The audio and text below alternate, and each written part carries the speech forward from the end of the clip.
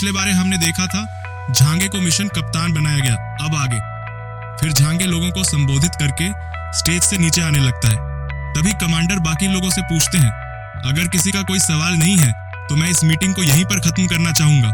और झांगे की ओर देखते हुए बोलते हैं, झांगे आप रुक जाओ, मुझे तुमसे कुछ बात करनी है। और वे झांगे से अपने मिशन के बारे में बात करने लगते हैं और बताते हैं, हमें एक्लिप्स ग्रुप के बारे में कोई खबर नहीं मिल रही है, वे अचानक से गायब हो गए हैं, तुम्हें क्या लगता है?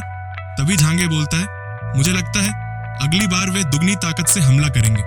फिर कमांडर बोलते हैं, हो सकता है वे लोग हमसे लड़ने के लिए और भी लोगों की भर्ती कर रहे हों। झांगे, मैं चाहता हूं कि तुम अपने टीम के लोगों से बातचीत करो और उनका आत्मविश्वास जीतो, जिससे तुम्हें लड़ाई के समय उन्हें कमान देने में आसानी हो, क्योंकि अब हमारी सारी उम्मीद तुमसे ही है।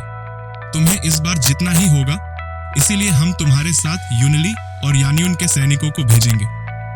यह सुनकर झांगे चौंकते हुए बोलता है, क्या इससे सिटी की सुरक्षा कमजोर नहीं हो जाएगी? तभी कमांडर बोलते हैं, चिंता मत करो, मैंने सारी तैयारी कर ली है। झांगे हल्की मुस्कुराहट के साथ वहां से जाने लगता है, जिससे कमांडर ऑल द बेस्ट बोलते हैं। और तभी सीन शिफ्ट होता है और हम देखते हैं लाउंज में बैठे हुए वैली चांग को गांव बता रहे होते हैं कि कमांडर की डिसीजन से हमारे कुछ टीम के मेंबर नाराज हैं। तभी वैली चांग बोलता है, झांगे को कैप्टन बनाना मुझे भी आश्चर्यचकित कर दिया था, पर हम क्या ही कर सकते हैं, कमांडर का निर्णय सर्वोच्च है।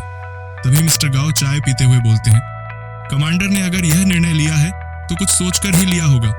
वह देश की सुरक्षा से कभी भी समझौता नहीं करेंगे और हम इस मिशन में झांगे का पूरा सपोर्ट करेंगे। तभी गाओ की गर्लफ्रेंड पूछती है, क्या झांगे का उच्च अधिकारियों के साथ कोई संबंध है? वैली चांग बताता है, झांगे उस किस्म के व्यक्ति नहीं है जो पद की लालच में आकर कप्तान का भार संभाले। वैसे भी उन्हें ब्लिजार्ड सिटी में कोई दिलचस्पी नहीं है। और गाओ सोचते हैं, क्या इसीलिए कमांडर ने उसे इस मिशन का कप्तान चुना? और हम देखते हैं उनकी तरफ हमारा हीरो झांगे और सिस्टर शिनशिन आने लगते हैं, जिसे देखकर वैली चांग मुस्कुराते हुए हाथों से इशारा करते हुए अपनी तरफ बुलाते हैं। तभी गाओ से हाथ मिलाते हुए झांगे बोलता है, दोबारा मिलकर अच्छा लगा। गाओ बोलते हैं, आपके टीम के कप्तान होने के लिए बधाई हो, कृपया बताइए आपका क्या प्लान है? तभी झांगे बोलता है, इसके लिए तो मुझे आपकी सहायता की जरूरत है। फिर गाओ बोलते हैं, तो चलो हम खाना खाते हुए इस पर चर्चा कर सकते हैं। और हम देख पाते हैं कि उनके डाइनिंग टेबल पर ढेर सारा खाना रखा हुआ है। और खाना खाते हुए मिस्टर गाओ बताता है, पहले ही झांगे की एबिलिटी के बारे में कमांडर ने मुझे बता दिया है।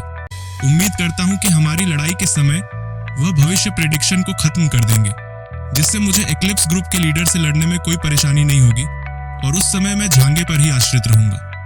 और वह अपनी पावर को शो करने लगते हैं और बताते हैं, मेरी पावर पुनर्जन्म और मृत्यु की है। हर बार जब मैं मरता हूं, समय में पीछे चला जाता हूं, पर मैं आपको यह नहीं बता सकता कि कितने समय के लिए। यह सुनकर झांगे के होश उड़ जाते हैं और वह मन में सोचने लगता है, एक और व्यक्ति जो मरने के बाद पुनर्जीवित हो सकता है। फिर कैप्टन गाओ बताने लगते हैं, मेरी क्षमता का प्रयोग मैं 24 घंटे में केवल एक ही बार कर सकता हूं। और झांगे अपनी एबिलिटी के बारे में बताने लगते हैं, मैं किसी भी वस्तु को अपने स्पेस में रख सकता हूं और जरूरत पड़ने पर जब चाहे उसे बाहर भी निकाल सकता हूं।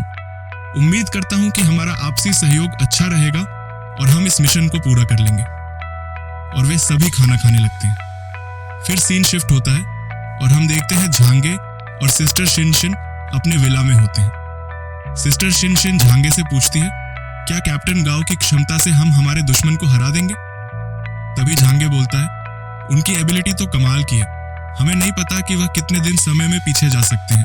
अगर वह 3 दिन पीछे जाते हैं तो उन्हें काफी समय मिल जाएगा, जिससे कि वह रिजल्ट को बदल दे।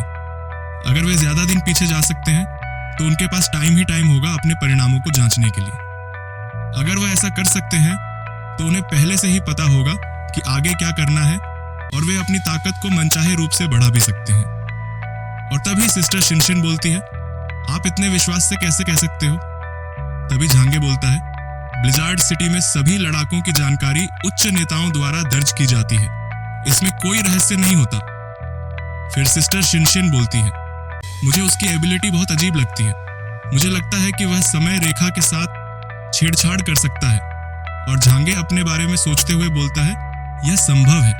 तभी सिस्टर शिनशिन बोलती है, अगर ऐसा है तो उसकी ताकत गॉड लेवल की है, वह कुछ भी कर सकता है, वह हमारे लिए भी खतरा हो सकता है। तभी झांगे उसके कंधे पर हाथ रखते हुए बोलता है, तुम चिंता मत करो, कुछ नहीं होगा। वैसे भी हमें नहीं पता कि उसने जो हमें बताया है वह सच है या नहीं। हमें बस अपना मिशन पूरा करना है और यहाँ से चले जाना है। उसके बाद हमें इन लोगों से कोई मतलब नहीं। फिर हमें अगले दिन का सीन दिखाया जाता है, जहाँ पर झांगे और सिस्टर शिनशिनडेंग परिवार के लिविंग रूम में चाय पी रहे होते हैं। तभी उनके पास टीचर लियांगयू आती है, जिसे देखकर झांगे सोचता है इनकी क्षमता तो काफी बढ़ गई है। तो दोस्तों, यह चैप्टर यहाँ पर खत्म होता है।